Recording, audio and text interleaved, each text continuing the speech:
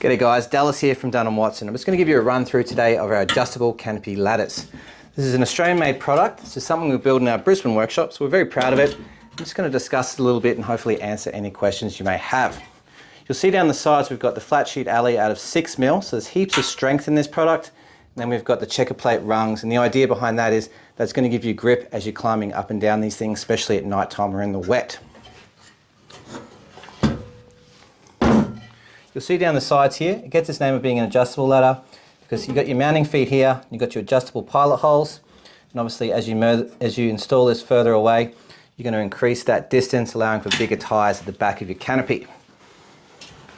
When it comes time to operate this, just release these two over centres.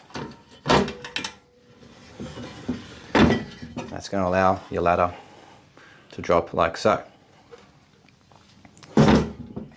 So there you have it, the Dunn & Watson adjustable canopy ladder. If you have any questions, please give us a call or flick us an email.